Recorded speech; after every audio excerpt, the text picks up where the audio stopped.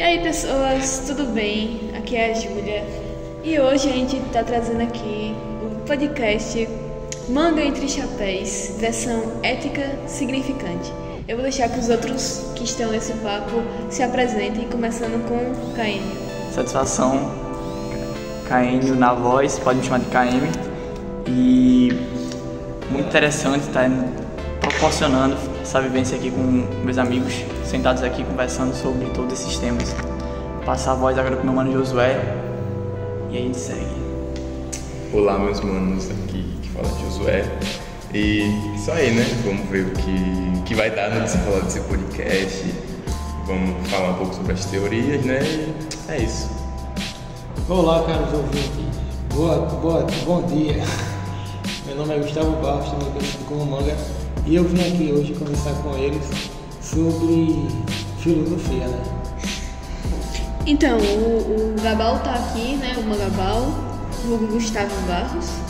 Ele tá aqui pra gente ter essa presença de fora e ter essa visão que a gente não teria.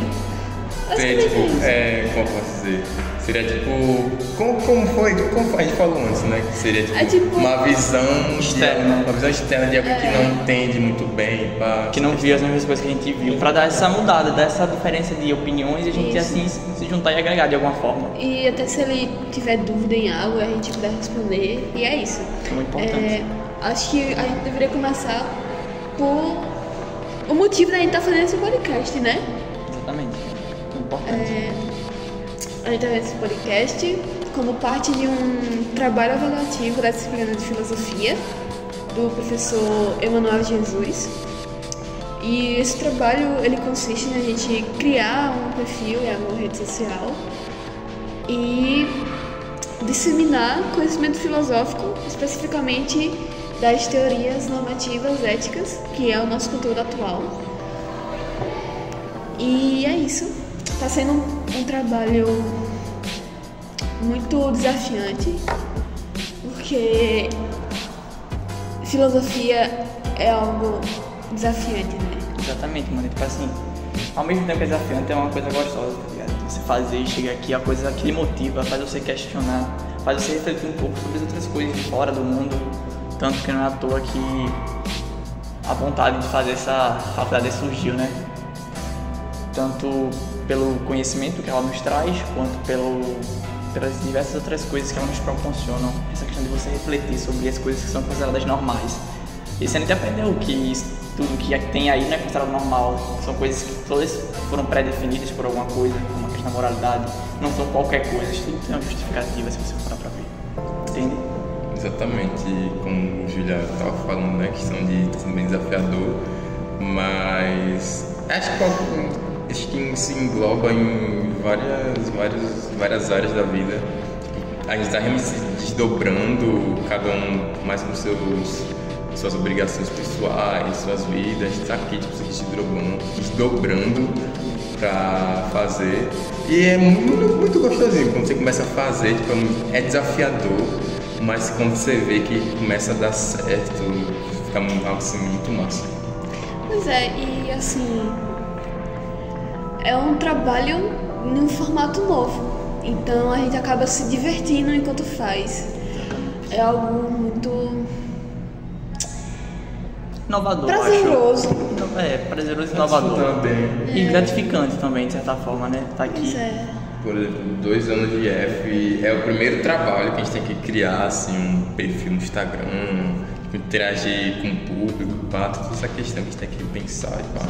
Não só no IF, na vida, né? Na vida, exatamente. Às vezes a gente tipo, fica nessa pira porque a gente precisa de professores que nos impulsionem a quebrar essa barreira, entende? Porque tipo, sair da bolha do usual da sala de aula e, querendo ou não, a gente desenvolve muitas habilidades. Um trabalho que é totalmente ligado à questão dos celulares, redes sociais, também a gente está explorando essas coisas por fora, entende? A gente está lendo livros, está lendo pesquisas sobre essas coisas para tipo, poder trazer esse conjunto de coisas e tentar fazer uma coisa interessante que possa passar para o outro uma ideia que a gente absorveu aqui, aquela ideia de seguir o conhecimento de alguma forma, seja por um meme que alguém viu no Instagram, sei lá, uma pessoa de São Paulo viu um perfil aleatório, entende? E nós tá aqui produzindo isso é muito importante, entende? É muito maior do que a gente pensa. Nossa, os memes foram incríveis de fazer, cara. Falando em memes, vejam os nossos memes. Você vai no perfil, Sim, definitivamente, não grita. Não grita. É muito importante, mano. E é assim que a gente continua, né? São processos, são fases desse trabalho, tipo, que a gente foi buscando e é muito importante. Essa instigação a buscar algo que você não conhece ou você tem medo de alguma forma. Se a gente for parar pra ver, essa questão é abordada em algumas teorias, né, também. Acho que é bom, né, falar um pouco também sobre as teorias que a gente tá falando. Vamos voltar, né? Pois é. Aristóteles, o boiari. Mano que veio 400 e poucos anos antes de Cristo e mesmo assim mudou o mundo e até hoje muda. Real, esse cara é fodão. Vamos lá, o que a gente tem pra falar sobre o Aristóteles, né? Esse mano fez diversas coisas, né? Diversas teorias, tanto pra parte da política quanto parte ética. O cara fez livro de tudo. Se você for procurar, você vai acabar achando. O cara escreveu sobre diversas coisas. Mas vamos abordar especificamente a parte voltada para a teoria ética dele. Que minha mana Júlia aqui, mais do que ninguém, tem um carinho por esse cara e estudou aqui como uma louca. E vai falar um pouquinho pra vocês sobre. Dias de luz e dias de glória, né? Será que Charlie Brown concordaria? Charlie Brown tem uma música chamada Vícios e Virtudes, mano. Olha aí. É literalmente parte da Eu acho que ele foi inspirado por alguém, né? Definitivamente. Falando nisso, é porque o Chorão, ele teve muito contato com essa literatura por causa da namorada dele, né? Namorada, esposa, companheira, enfim, agressão. Mas enfim, voltando ao tópico, me desculpem, é porque eu realmente gosto muito de Charlie Brown. Mas assim, é importante frisar primeiro que as teorias que a gente tá falando, elas são teorias éticas e normativas. Elas não vão dizer exatamente o que você tem que fazer, elas vão te dar a direção, elas vão te indicar normas para fazer você refletir sobre a melhor decisão que cabe naquela situação. A gente tem três, a de Aristóteles, a de Kant e a de Mill, que a gente vai falar ao longo desse podcast. Mas começando pelo Aristóteles, né? Aristóteles, ele tem uma teoria teleológica. Teleológica vai vir do telos, né? Que é uma palavra em grego para fim, finalidade, propósito. E mais tarde a gente retoma isso, mas vamos... O Aristóteles, ele vai trazer pra gente a questão do justo meio. O justo meio nada mais seria que, vamos lá, você tem uma ação e toda ação ela vai ter dois extremos, ok? A gente pode colocar aí, analisar assim, a gente tem como uma espécie de balança e ela vai ter seus extremos, que serão os vícios, e vai ter um meio, um justo meio, que seria a virtude, né?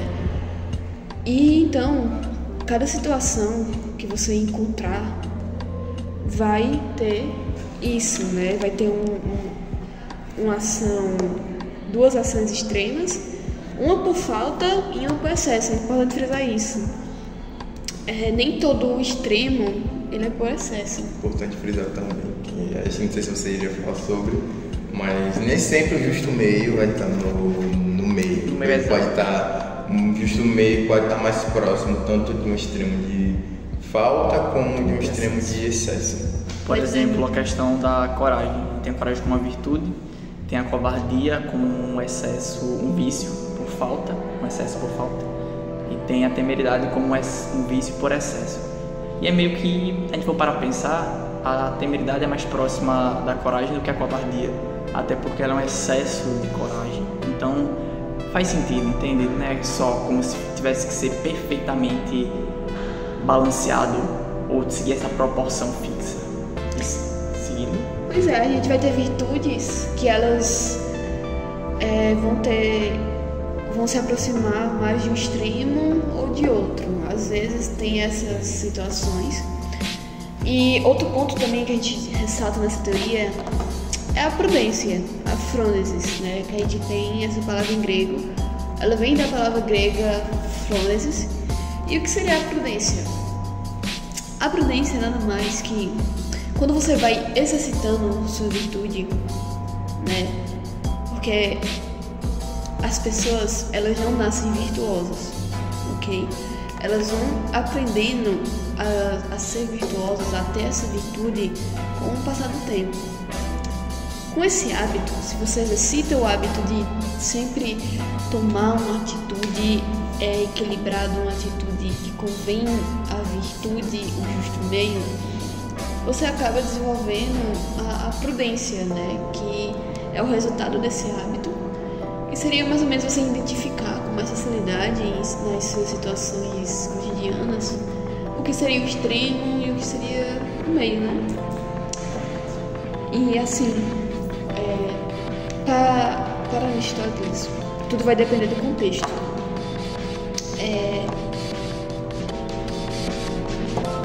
Esse mano, o Aristóteles, por exemplo, ele foi considerado um filósofo analítico. E isso é muito importante, como a Julia falou, em questão ao contexto. Nunca nas análises dele ele via só uma parte, ele via todo um todo como um inteiro de uma obra. Por exemplo, não era só a conclusão da obra, ele via todo o processo para aquilo se tornar o que era, entende? Cada coisinha, cada detalhe poderia muito bem mudar o que se diz eticamente correto para ele. Porque, como falaram, né, depende muito do contexto e tem muito essa parte da análise, né, muito analítica. Pois é, e só para nessa parte, a teoria ela seria teleológica, porque ela vai se importar com o fim e a finalidade. Telos. E para o Aristóteles, o nosso querido Boiari, a finalidade do ser humano é ser feliz, é a felicidade, né? E o Aristóteles ele vai chamar essa felicidade de eudaimonia. A eudaimonia seria essa satisfação plena, né? Essa felicidade que é diferente do prazer. Seria uma felicidade completa, que não seria um prazer, por isso, a maioria dos prazeres são momentâneos. Sim. Não seria uma satisfação como, por exemplo, queria tanto passar em tal matéria. Isso só vai trazer um prazer, não necessariamente uma felicidade, entende? Por exemplo, trago um questionamento para você agora. Você é realmente feliz ou você apenas vive de prazeres e prazeres e nunca consegue completar esse ciclo, entende? Profundo. E assim, a gente estudando um pouco mais, a gente vê que na visão de Aristóteles, tudo que a gente faz é para ser feliz. O livro que a gente viu, né, ele, em Ética a Nicômaco, inclusive Nicômaco é um filho de Aristóteles. Se você não sabe, Aristóteles tinha um filho. E dedicou uma das principais obras deles ao filho. Coisa mais bonita que essa, eu acho que não, hein? Papo reto. Enfim. Voltando, né? Ele dedicou o livro ao filho dele. Isso foi muito uma das principais obras, como eu tinha falado. Ele dedicou ao filho. Isso é muito lindo de se ver, né? Pois é. Então, tipo, pra ele, nosso objetivo é sempre ser feliz. A nossa finalidade é sempre isso. É tudo que, tipo, vamos lá. Você quer ser uma pessoa inteligente, quer ser uma pessoa estudiosa que tira notas boas. Mas por quê? Qual o bem, a finalidade que você tem nisso tudo?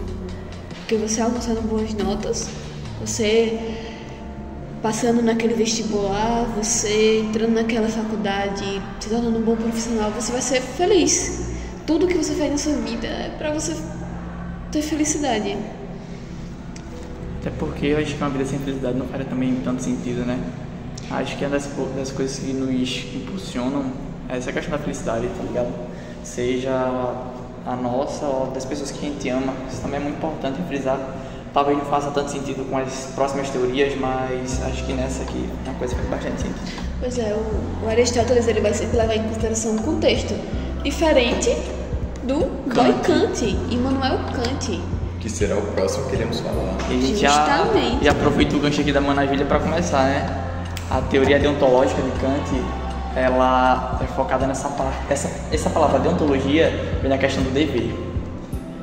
Pois para Kant, a gente é dividido em duas partes não. Temos os instintos naturais, que são aquelas partes que são herdadas da natureza de alguma forma, como por exemplo a questão da fome, é um instinto, ninguém controla isso, por exemplo, de alguma forma. E também temos nossas escolhas deliberadas, que é a partir daí que ele traz a ideia de dois tipos de imperativos, que é o imperativo hipotético e o imperativo categórico. O imperativo hipotético, ele é baseado nos seus sentimentos, no seu individual, nas suas emoções. Mas para Kant isso tem um grande problema. E para solucionar isso ele traz a solução de universalizarmos as ações para que de alguma forma qualquer pessoa, independente do seu contexto, do seu local, das suas emoções, possa tomar a mesma decisão. Até porque não faz sentido. Pensa aí, todo mundo no mundo tomar as suas decisões por conta das suas emoções, algo totalmente variável e totalmente depende de diversas outras coisas.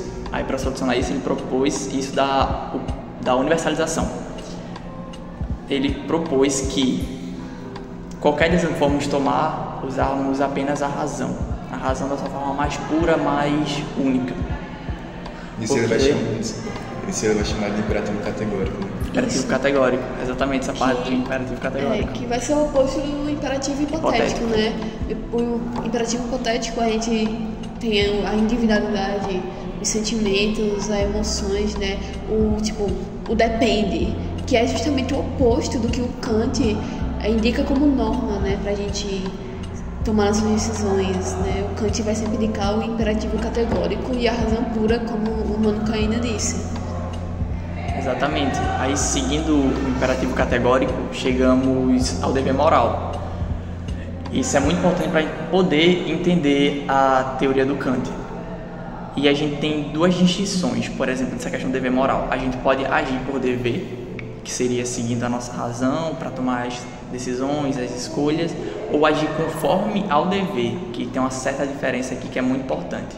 A gente agir conforme ao dever é considerado para Kant uma ação imoral, pois não estaríamos usando a razão como meio para fazer determinada escolha. O resultado pode até ser o mesmo, mas o meio que usamos não é o mesmo. Então, para Kant, isso se torna uma ação imoral. E é algo que pega bastante, né? Gera essa dúvida, por exemplo, tipo a diferença mínima ali, agir por dever ou agir conforme ao dever. Pois para Kant é sempre importante agir por dever e utilizar a razão como meio para qualquer escolha que for. Assim, um dos exemplos que a gente tem é o Soldado 2. O Soldado 2, ele foi um soldado da história mesmo, real, que depois foi adaptado para o filme O Último Homem. Isso aí. Ele foi interpretado pelo Andrew Garfield, né, o nosso Homem-Aranha. E assim, ele foi pra guerra e por motivos religiosos, isso é o que importa, motivos religiosos, ele não usava armas, ele nem tocava em armas, ele não matava ninguém, ele só ia pra guerra pra agir como um salvador, ele salvava as pessoas que estavam em campo, e é isso, ele agia pela religião dele, e pra Kant isso seria errado, isso seria agir conforme o dever, seria algo imoral. Porque como o Caínio disse, tem que se agir pelo dever.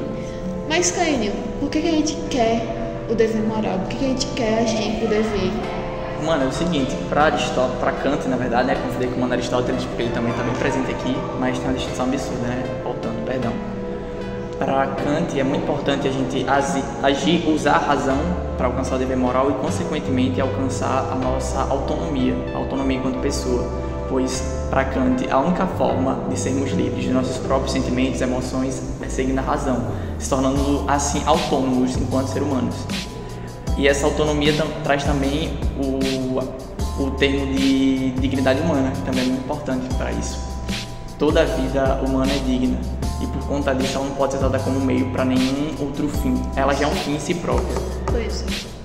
E também quando falar sobre isso, né, que a gente falou sobre a questão do humano ser um fim em si próprio, pode falar também que Kant, ele não liga para a consequência, né? Para ele o importante é sempre o meio que utilizamos, sempre o meio assim de fato que a gente utiliza, né? nunca a consequência, que vai ser diferente de 1000 que a gente vai falar daqui a pouco. Exatamente. E falando nesse mano, o 1000, é importante trazer essa ponte, né, com as outras duas teorias para ter essa noção também. Exatamente, já vamos no segundo gancho, né, dessa Exatamente. vez. Pois é, aqui, Já vamos entrar agora na teoria. aqui é muito marketing. Na teoria útil A gente joga. E olha, eu vou ser sincero com vocês, eu faltei na aula de 1000. Então, Que isso, cara? Vacilou, Ô, vacilão. Mas foi pela felicidade, né, mas da maior quantidade de pessoas. Então é importante, né, só que eu vi você na questão. Então acho que tá cabível. bom, basicamente 1000, né, ele vai trazer a teoria utilitarista, que, como eu acabei de falar, né, diferente de Kant, para ele as consequências importam. E ele também nos apresenta o princípio da maximização da felicidade, que basicamente o que ele quer dizer com isso é que para ele o que vai importar vai ser o número de pessoas que vão sair felizes na situação. Que são envolvidas no caso. São envolvidas na situação, exatamente. Se você tem um caso que uma pessoa vai sair feliz ou 5 pessoas vão sair felizes, para mim ele vai preferir a opção em que as 5 pessoas saiam felizes. É a questão justamente do utilitarismo, né? Das ações úteis, que para ele o que importa é realmente o maior número de pessoas que são felizes. Ele também traz uma distinção de felicidades. Tem a felicidade superior, que é a longo prazo, justamente porque ele é consequencialista. Então, ele vai trazer das consequências a longo prazo, se vai trazer felicidade ou não, mas o que importa apenas é a felicidade. Tem a felicidade inferior, que é a felicidade a curto prazo. Aquela felicidade, como por exemplo o que a gente citou há um tempo atrás, né? Aqui no podcast. Exatamente. Questão de que, por exemplo, eu vou estudar para passar uma matéria. É uma felicidade momentânea. Então, uma felicidade inferior, que é a curto prazo. E deixa eu ver como é que eu posso falar aqui. Acho que a questão também de entendimento, que, assim, a gente estava falando há um tempo atrás. Muita gente fala que a teoria de 1000 é muito fácil. Intuitiva, devia, né? Pega pra fazer uma questão dele, filho. Pô, tipo, eu também concordo que é fácil de entender.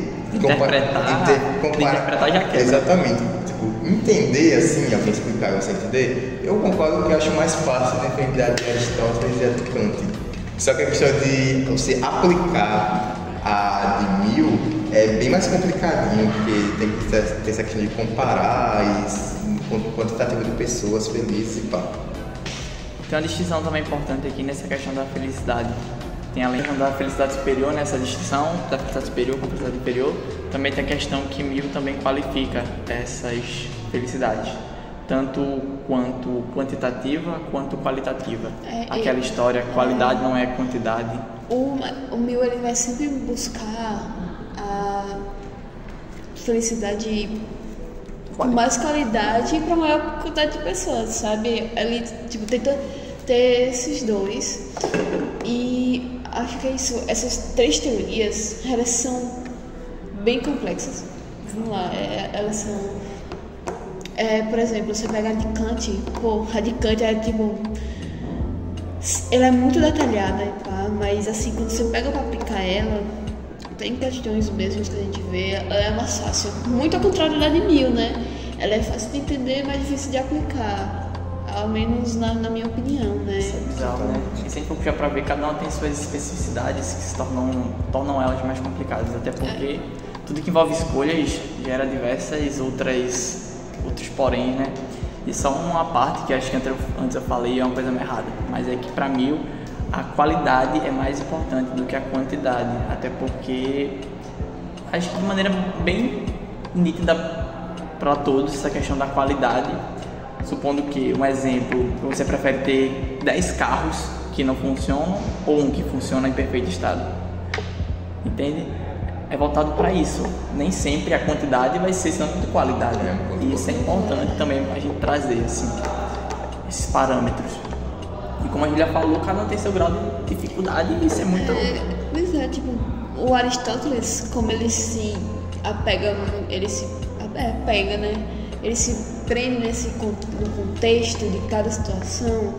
É só a teoria da prática que você vai ter que definir o que é um extremo por falta, um extremo por excesso e um justo meio. Porque cada situação tem sua especificidade. Então ela vai dificultar muito para quem não tem o que ele chama de prudência, né? Justamente por causa disso ele também fala que ninguém nasce virtuoso, né? Tem muita questão da prática. Só vai, vamos dizer assim, em outros termos, você só vai pegar o jeito se você realmente for praticando. Você vai entender como funciona, pá. E é isso aí, mas tipo, não é também como se fosse uma coisa que tipo, você vai uma vez e vai dar certo, entendeu? Tentativa e erro, entende? Você não se torna virtuoso da noite pro dia, é um hábito, entende? Por exemplo, de passinho em passinho, entende? O que importa é alcançar a felicidade, a eudaimonia, como o Aristóteles chama, né? E isso é uma teoria muito interessante, que nos faz pensar bastante. Essa proposta que ele traz, que a finalidade do ser humano é ser feliz, é algo que deixa você, tipo assim, você reflete, tá ligado? Você pensa assim, fala, caramba, então será que é realmente que eu quero aquilo, que meu sonho é ter um carro, uma casa braba? Ou são apenas coisas que a gente acha que vai trazer a felicidade, mas, né? Exatamente. Porque no fim a gente tá sempre atrás da felicidade, cara. Exatamente. É tenso. Já o Mano Kant já é um pouquinho mais extremo, né? O imperativo, uma ordem, essa questão de usar a razão acima de qualquer coisa para só assim se tornarmos livres, traz parâmetros para outras coisas que a gente fica tipo, até meio assim assustado. E na hora de aplicar, às vezes não é tão fácil, né? De deixar nossas emoções de lado em decisões difíceis ou, por exemplo, outras coisas. A gente acaba, em grande parte da nossa vida, sendo presos a nós mesmos. E para Kant isso era oposto ao que ele falava no imperativo categórico. O Kant era tipo assim, você tem que ser livre de si mesmo. Você não pode ser guiado por suas emoções. É tipo, você vai ser livre, você vai ser triste, tá ligado? Porque você não pode se prender aos seus sentimentos, você não pode levar isso em consideração, mas você vai ser livre. Você não pode ser, de certa forma, preso de maneira para que você tenha que tomar atitudes, qualquer coisa que você fazer envolva essas emoções. Isso pro Kant era extremamente prejudicial, entende? Também tem a parte do mil, né? É importante refrisar mais uma vez essa questão da felicidade, também como se voltasse aquela parte de Aristóteles, só que tem uma certa distinção. Pro mil a gente não necessariamente precisa buscar equilíbrio ou alguma coisa do tipo para alcançar a felicidade, entende? Isso é uma teoria muito interessante, como José disse, alguns consideram fáceis e tal, mas é mais complexo do que isso parece. Essa parte das ações úteis, que as ações têm que maximizar a felicidade dos envolvidos. Nem sempre é tão fácil isso, entende? Além do que tem essas classificações da felicidade superior, que é a longo prazo, e a inferior, que é a curto prazo. Nem sempre é tão fácil distinguir quais são elas, entende? Sejam problemas, como por exemplo uma questão de uma prova ou na vida real, que acho que é 3 vezes, 4 vezes mais difícil. Mas vocês poderiam ressaltar de novo sobre a questão de dever moral de Kant? Certo, mano. Vamos lá, né? O Kant, no princípio da universalização, ele nos propõe a usar apenas a razão de forma mais pura para poder acessar o imperativo categórico, que é a parte que só usamos a razão e somos objetivos. Também esse princípio da universalização é muito importante. A gente pega uma ação e eleva ela a esse nível. Por exemplo, te eleva para, por exemplo, ver se ela vai se contradizer, se ela vai ser lógica ou não. Se por acaso ela se contradizer e for ilógica, isso para Kant seria uma atitude eticamente incorreta, pois não faria sentido, por exemplo, o ato de matar outras pessoas. Se você usar só a razão e universalizar essa ação, você vai ver que não faz sentido. Por exemplo, se você for matar, se todo mundo começar a se matar todo mundo, não se matar todo mundo. A partir do momento que você universaliza isso, supondo que você vai me matar, só que antes de você me matar, José já tem me matado. Só que antes de José lhe matar e você me matar, Júlia já tem matado Josué. Aí como isso faz sentido pra você? Tipo, se todo mundo resolvesse fazer isso ao mesmo tempo. Enquanto eu mato você, você já está sendo morto, não tem como você matar alguém. Não tem como um morto matar alguém também. Exatamente. Aí para Kant, esse princípio da universalização seria importante para isso. A partir daí, a gente, depois de passivo categórico, universalização, a gente quer dever moral. Para isso, com isso, chegaremos à nossa autonomia, a nossa também parte da dignidade humana. Porque para Kant, repetindo mais uma vez, nós somos fins em nós mesmos. Não podemos ser usados como meio para ninguém, nem para nós mesmos, por exemplo. Não podemos usar a gente como meio de forma alguma. E para solucionar isso, ele nos propõe usar a razão para que isso não aconteça. Também a parte lá do agir por dever é muito importante, entende? Você agir por dever é uma coisa, você agir conforme o dever já é outra, já muda, entende? Você agir conforme o dever, não necessariamente você vai estar usando a razão, na real você não vai estar usando a razão.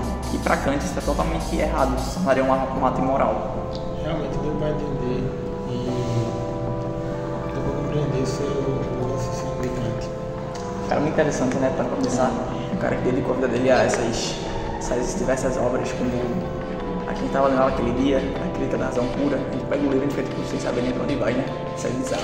Cara, e Gabal, o que você falou? Olha assim por cima, vocês permitem falando aqui, qual você acha que, tipo assim, faz mais sentido? Sim, é faz mais sentido. Pra você. Pra você. É importante, né? E você acha mais fácil, tipo, na realidade, mais fácil de aplicar e tal. Eu vou ter que ser meio hipócrita. Aí eu vou falar de mil. É de mil.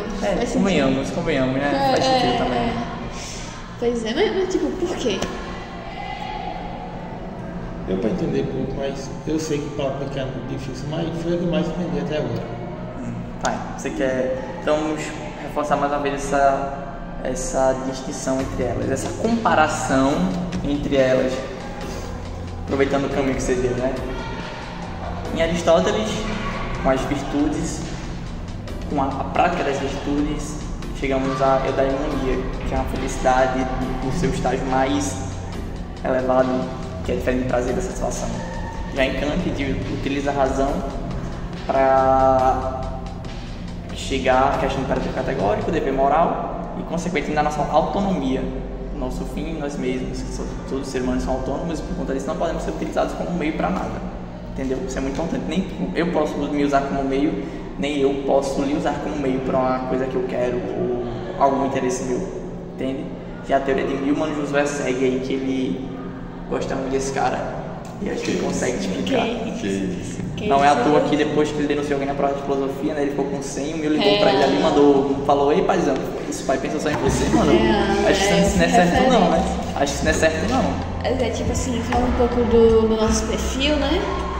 Ética significante. A gente quis abordar aí o dilema da eutanásia, né? De certa forma foi complicado, né? Cara, é muito complicado, né?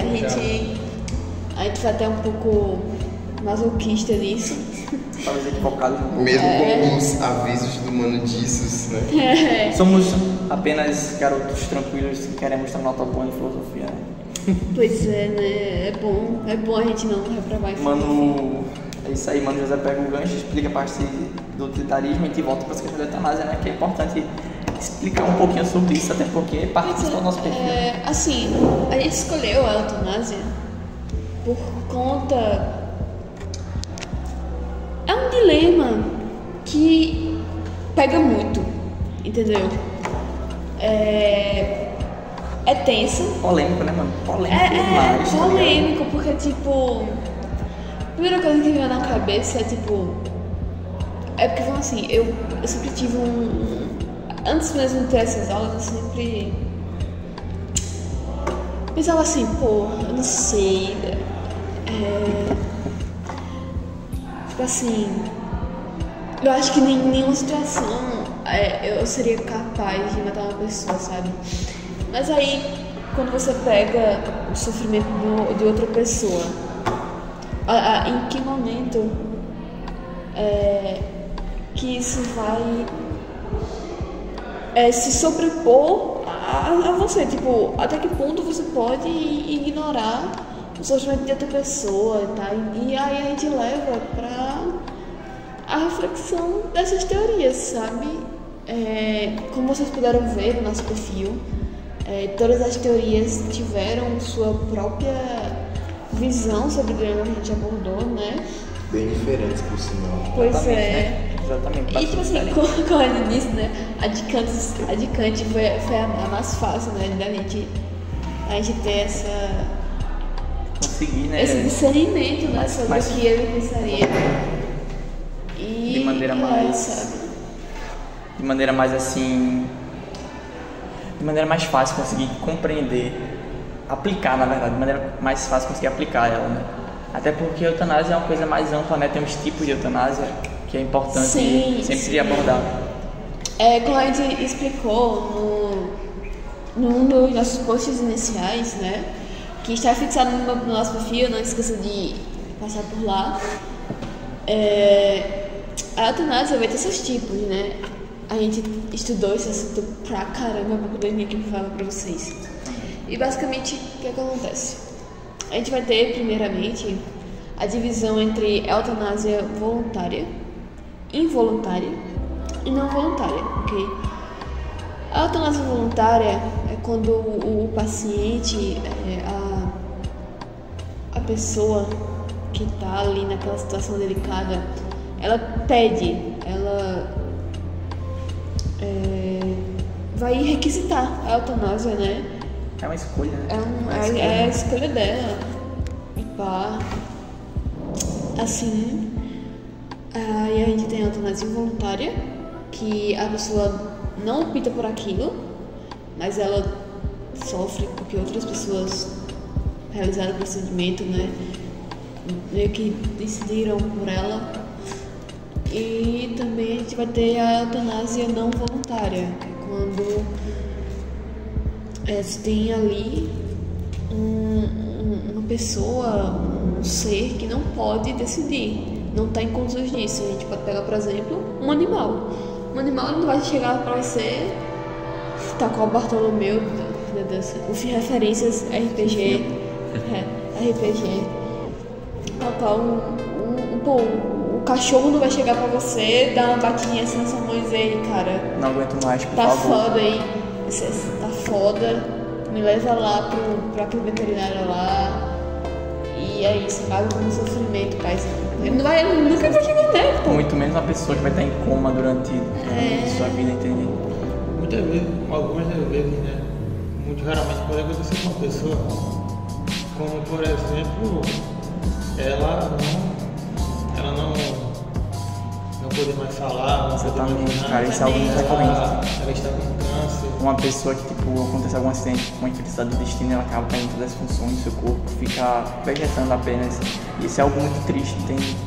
Sim. E aplicar essas teorias em situações, em contextos como esses, é algo desafiador, entende? É Desafiador. complexo, é desafiador. Porque envolve muito mais do que apenas escolhas, né? Além do que são casos. E, tipo assim, além dessas divisões que eu falei, a gente vai ter a eutanásia ativa e a eutanásia passiva, né? A eutanásia ativa consiste basicamente em você fazer a ação de tirar a vida daquela pessoa, seja por uma injeção letal. A gente tem casos que foram citados no perfil, por exemplo, você está numa guerra, né? Você vê aquele soldado lá ferido, agonizando, numa dor insuportável, e você sabe que tipo, em alguns momentos ele vai morrer, uns minutos, né? E você não tem como levar ele para o hospital, porque, enfim, é uma guerra. E aí você decide dar um fim no sofrimento dele, antecipar a morte dele, né? Enfim. A Julia até falou, né? Questão, por exemplo, eutanásia ativa, que o próprio paciente escolhe e pode afetar outras pessoas em volta. Que foi algo que até a gente citou no último post de Mil, que a questão de para 1000, né? Não vai importar as pessoas ao redor, já pelo menos na eutanásia ativa, já que Essa pessoa que tá exatamente envolvida, né? a ação só envolve a pessoa que escolhe. E que vai sofrer as consequências dessa ação, entende? E maximizar a felicidade dela. Exatamente, a felicidade, as consequências vão ser exclusivas para ela. Não devem ser levadas em consideração para outras pessoas de fora, como família, amigos e tal. Agora, o Mangaboca tem uma pergunta?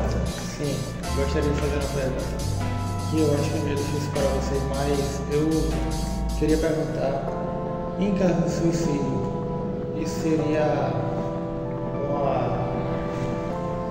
qual das escolhas? Cara, se a gente for aplicar a teoria de Kant no suicídio, ela nunca seria possível, até porque você estaria se usando como meio para acabar com o sofrimento seu. E para Kant, isso também, como tinha abordado antes, é totalmente paia, tá ligado? É paia. Você não pode ser usado como meio, independente pra que for, se é pra prazer, pra aliviar um sofrimento, pra qualquer coisa. Eu não posso me usar pra isso, muito menos você. Por exemplo, eu tô com raiva de você, quero matar alguém, vou lá e mato. Não pode isso, entende? Não Você posso. falar que a questão que a vida para Kant tem um valor absoluto. Exatamente, é isso.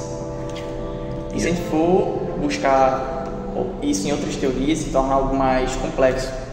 E isso é algo que deixa para outros momentos.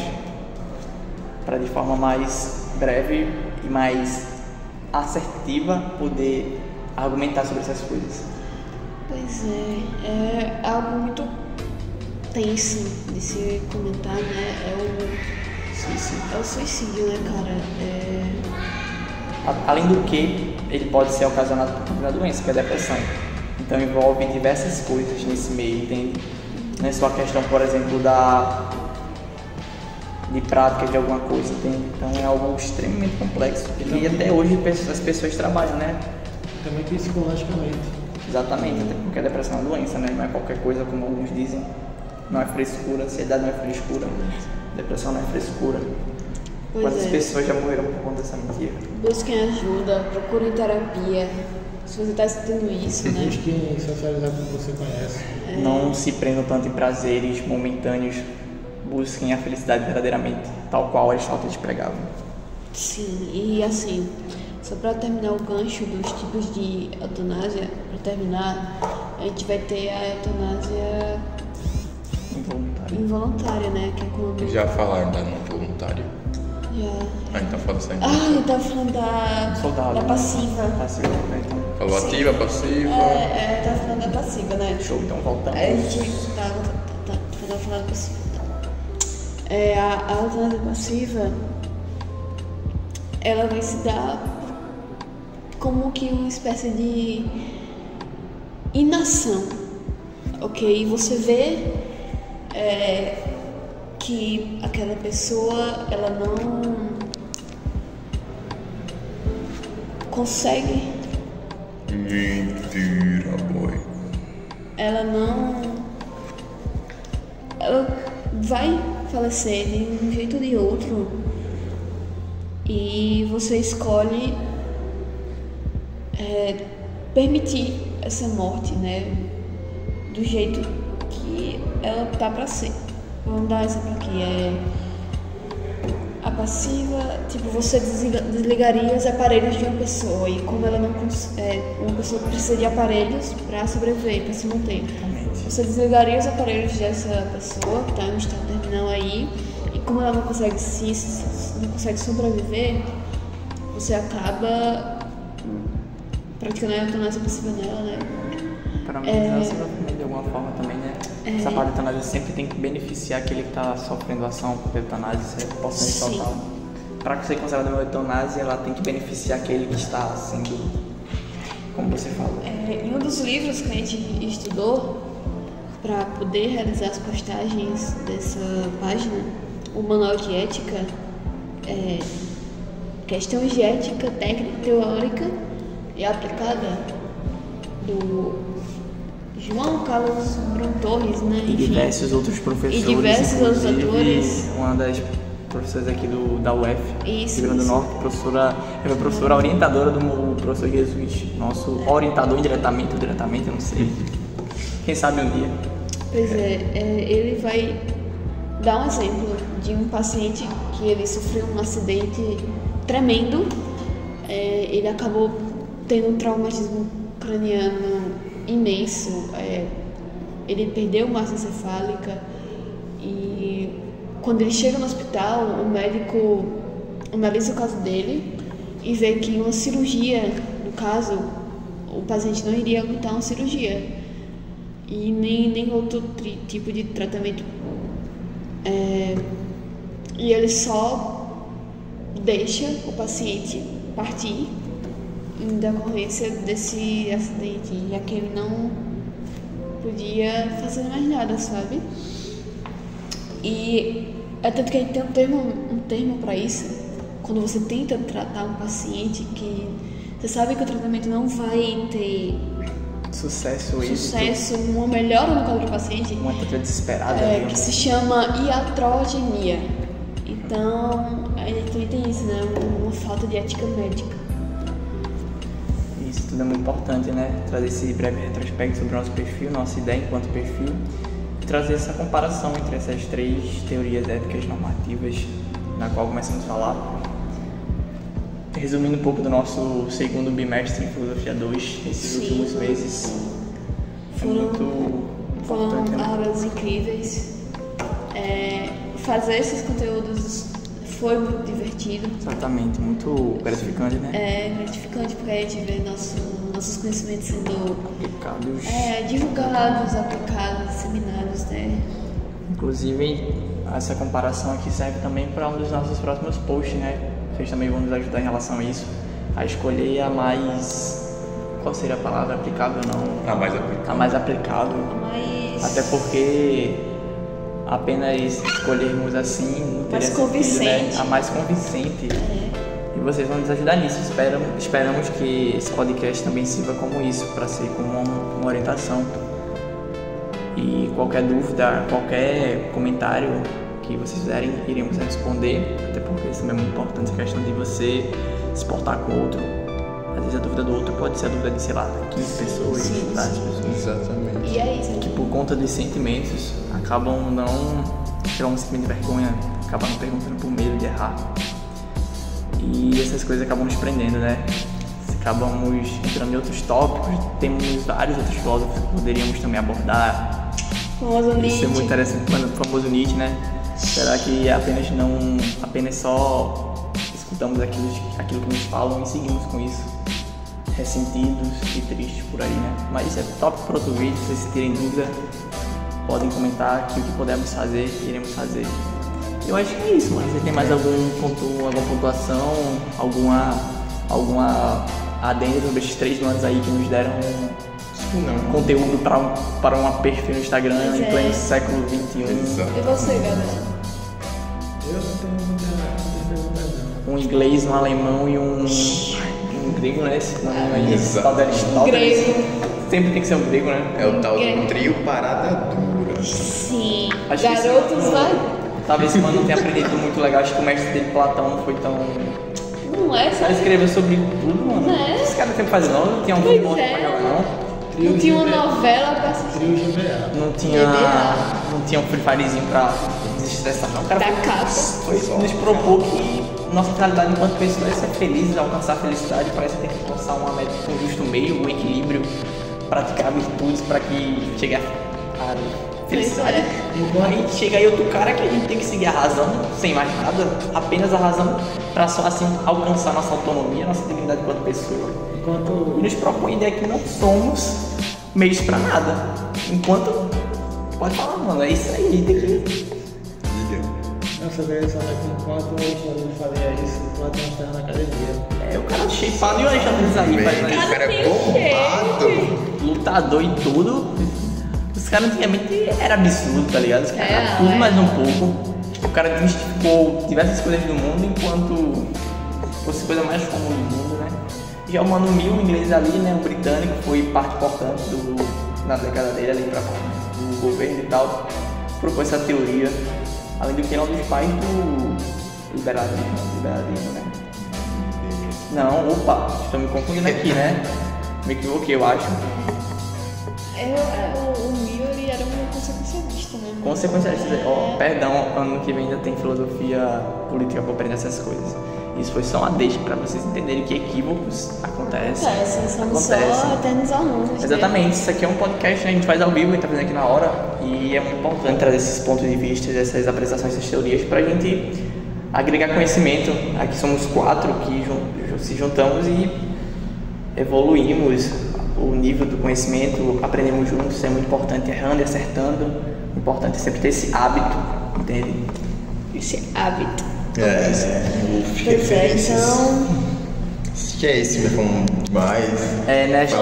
Quase sobre, uma hora. Falamos sobre as 3 teorias, os diferentes tipos de eutanásia, Exatamente. Pois as questões aplicadas, enfim. Essa comparação aí entre esses 3 caras aí, que é meio... Esses caras aí que só... Trio parada dura. Parada dura mesmo, é igual aquela história, né? Rapadura é doce, mas também...